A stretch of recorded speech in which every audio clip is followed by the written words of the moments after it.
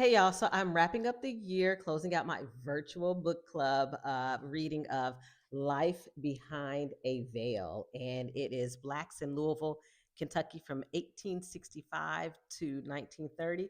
Now, we learned about, or at least I learned about, and maybe some of you did as well, the hateful history of Crittenden Drive and Watterson Expressway, or at least their namesakes. So today we are closing out talking about Black political insurgency. So George Wright writes that many Blacks who were genuinely concerned about progress remained loyal to the Republican Party only because they thought a vote for the LIP, which was the Lincoln Independent Party, would ultimately aid the Democrats.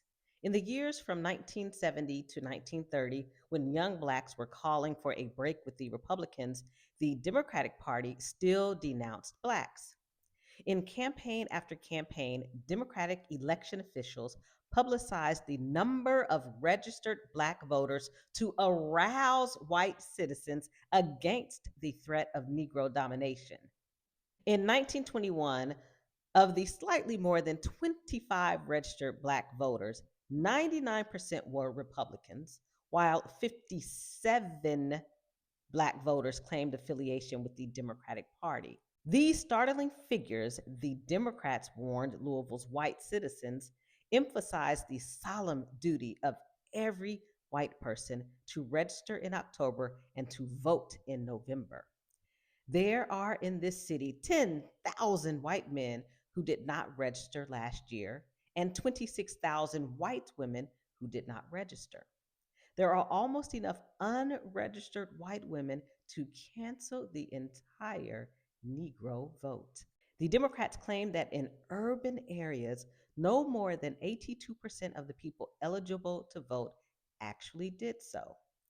The Democrats alleged that local Blacks ultimately wanted to have political domination over whites, and therefore, a higher percentage of them had registered. We'll close out with this from the author, George C. Wright.